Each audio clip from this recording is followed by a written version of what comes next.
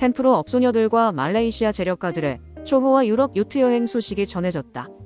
상대 남성들은 말레이시아 역사상 최대 부패 스캔들의 주인공 조로우 일행이었고, 이들의 만남을 주선한 것이 YG 양현석이라고 알려지며 온 나라를 발칵 뒤집어 놓았다. 이 사건은 양현석 호화 성접대라는 제목으로 MBC 스트레이트가 보도해 화제를 모았는데, 경찰은 방송이 나간 지 52일 만에 양현석을 정식 입건했고, 원정을 떠난 업소녀들을 모집한 것으로 지목된 인물은 승리의 버닝썬 단톡방에도 등장했던 정마담이었다. 당시 화류계에선 템프로 업소 7개를 운영하던 정마담을 황금마차라고 표현했다. 이는 정마담이 워낙에 많은 VIP 손님을 보유했었기 때문인데, 정마담의 단골 중에는 최근 라임 사태로 징역 30년을 선고받은 김봉현이 있었고, 김봉현은 정마담에게 10억 원을 미리 결제해놓고 고위층을 접대했던 것으로 드러났다. 참고로 김봉현의 횡령금 37억 원을 훔쳤다가 징역 2년을 선고받은 김씨라는 인물이 있는데, 광주 충장 오비파 현역 조폭이었던 김씨는 다름 아닌 정마담의 남편이었다. 승리의 버닝썬 단톡방에도 등장했던 정마담. 승리를 통해 양현석을 소개받은 정마담은 YG의 수상한 술자리마다 매번 등장했고, YG 측의 해외 투자를 이끌어내기 위해 업소녀를 동원하는 등 조력자 역할을 했다. 사실 양현석의 성접대 의혹이 처음 보도됐을 당시 정마담은 입을 굳게 닫고 있었다. 그러나 경찰 수사에서 양현석이 모든 의혹을 부인하며 자신이 주동자로 부각되자 말문을 열기 시작했고, 인터뷰를 통해 정마담은 솔직히 다 말을 하면 믿어주실 건가요? 제가 진짜 솔직히 다 말씀드리는 거예요. 라며 업소녀들의 유럽 원정에 대해 입을 열었다. 그리고 경찰 조사에서 자신이 조로우의 지인으로 언급된 것에 대해 정마담은 내가 자리를 만들었다고 치자고요. 그럼 내가 그런 거물들을 오라가라 할 수 있는 사람인가요? 그건 아니잖아요. 내가 아니라는 건 느낌으로 아실 거라고 생각해요. 그러니까 돌아버리는 거예요. 내가 걔네랑 어떻게 친구가 돼요? 난 영어도 ABC밖에 몰라요. 라며 영어도 못하는 자신이 조로우와 어떻게 친구가 되냐며 억울해했다. 정마담에 따르면 2014년 9월 조로우 일행 8명이 서울에 도착한 당일, 양현석과 싸이 등은 강남 유명 고깃집 2층을 통째로 빌려 접대 자리를 만들었다. 그 자리에는 정마담이 동원한 템프로 업소녀 25명이 동석했고, 버닝썬에서 한국 여성에게 물뽕을 타먹이고 몹쓸 짓을 저질렀던 태국인 밥이란 녀석과 친하다는 황하나도 함께했다.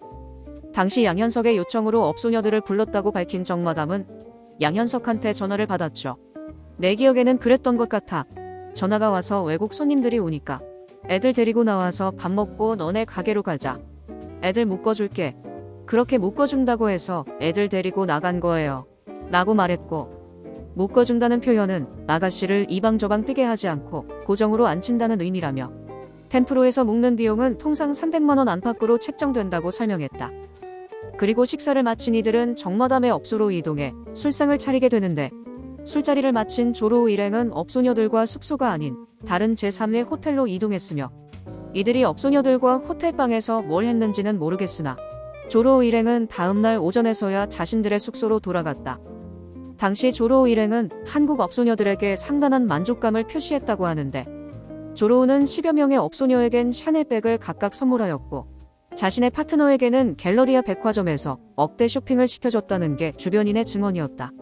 그리고 조로우가 어떻게 놀았냐는 질문을 받은 정마담은 솔직히 애 한 명 안 치고 그냥 그렇게 대충 놀다가 갔는데 그게 되게 재밌었다고 하더라고요.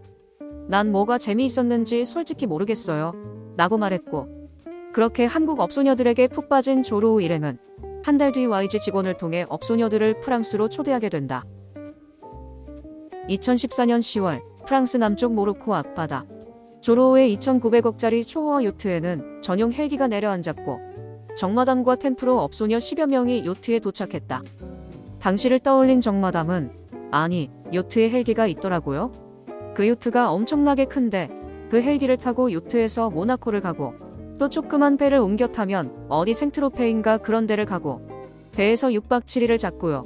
솔직히 그런 경험을 평생 해볼 일이 없잖아요. 라며 요트 얘기가 나오자 신이나 떠들기 시작했다. 이어 요트에서 뭐라고 놀았냐는 질문을 받은 정마담은 파티. 그냥 술 마시면서 파티하는 거죠. 배에 수영장도 있고 다 있거든요. 사우나도 있고 헬스장도 있고. 맞다. 아침에 나가면 조식 메뉴도 있어요. 눈 뜨면 바닷가 위에 떠 있고 중간에 심심할 때면 샤넬백도 사주더라고요. 라며 침이 마르게 당시를 회상했다. 이어 성접대가 있었냐는 질문에 표정이 바뀐 정마담은 그러니까 솔직히 무슨 일이 있었을 수도 있겠죠. 조로우랑 같이 방을 쓴 애들도 있고 하니까 나도 경찰에 가서 진술했어요.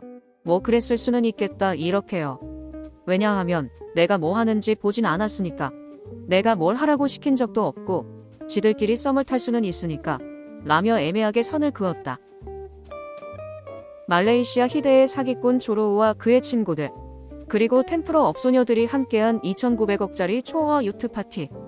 여행의 마지막 날 조로우는 문 닫은 명품 매장을 열게 해 업소녀들로 하여금 수억 원대 선물을 고르게 했고 정마담은 업소녀 1인당 500에서 1,000만 원씩 출장비를 지급했다. 하지만 여기서 문제가 생겼다. 애초에 출장비로 1,000에서 2,000만 원을 받기로 한 업소녀들은 정마담이 아끼던 일부 업소녀가 2,000만 원을 받은 사실을 알게 되자 자신의 파트너들에게 이 사실을 알렸고 이에 화가 난 남성 파트너들은 정마담이 아닌 YG 측에 항의를 했다. 이에 대해 억울하다고 말한 정마담은 열흘을 쓴 건데 그중에 빨간 날이 섞여 있었어요. 그래서 일하는 날은 5일이 된 거죠. 5일치는 줘야 된다. 묶어줘야 된다. 그러니까 양현석이 나한테 그랬어요. 너 거는 따로 챙겨달라고 말하기 뭐하니까. 너가 1억 갖고 나머지는 애들 줘라. 뭐 그래서 나는 시킨 대로 했을 뿐이야. 라며 양현석이 시킨 대로 하다 보니 업소녀들 출장비가 적어졌다고 토로했다. 그러나 한 YG 관계자는 이 일로 양현석과 정마담의 사이가 한동안 어색해졌다며 정마담이 자기 1억을 챙기느라 거짓말을 한 것 같다고 설명했다. 실제로 수사 초반 경찰은 양현석보다 정마담을 잡들이하는 데 집중했다. 인터뷰를 할 때만 해도 정마담이 경찰에 불려간 횟수는 6차례가 넘었고 독박을 쓰는 분위기가 불안했던 정마담은 방송을 통한 폭로로 YG 측을 거꾸로 압박했던 것이었다. 자기가 뭐 때문에 그런 걸 시켰는지 나는 모르죠. 애들 데리고 밥 먹자고 하면 데리고 나갔고 너네 놀러 가자고 연락 왔는데 갈래? 그러면 그냥 간다고 했던 거예요. 라며 양현석의 요구로 업소녀를 동원했을 뿐이라고 토로했고 이어 정마담은 애들 중에 영어 잘하는 애가 한 명 있다고 쳐보자고요. 근데 얘가 나 몰래 2차를 나갔어. 정마담한테 얘기하지 말고 2차 나가자. 지들끼리 이렇게 영어로 하면 나는 절대 알 수가 없는 거죠. 하지만 나는 애들이 2차 뛰는 걸 본 적이 없고 이야기를 들은 것도 아예 없어요. 라며 자신이 아는 한 업소녀들의 2차는 없었다고 주장했다. 그리고 인터뷰를 마친 방송 진행자는 버닝썬, YG, 양현석 호화 성접대 의혹, 국민은 분노합니다. 하지만 불의와 불법 앞에 눈감은 경찰에 대해서 국민은 더욱더 분노하고 있습니다. 이런 의혹을 해소할 시간이 얼마 남지 않았습니다. 경찰은 이번 기회에 의혹 한 점 남기지 않는 철저한 수사로 잃어버린 국민들의 신뢰를 다시 회복할 수 있는 계기로 만들기를 바랍니다. 라며 유독 승리와 양현석에 대해서만 약한 모습을 보인 경찰을 언급했다. 그러나 수사 결과는 예상을 빗나가지 않았다. 경찰은 재력가와 업소녀들이 잠자리를 함께한 사실과 조로우가 돈을 준 사실도 파악했다고 밝혔으나 이 돈은 양현석이 내준 것이 아니라 조로우가 낸 것이었으며 이 돈이 잠자리의 대가로 보기도 어렵다는 게 경찰의 판단이었다. 그리고 사건을 넘겨받은 검찰 또한 무혐의로 판단해 양현석과 관련자 모두를 불기소 처분했다.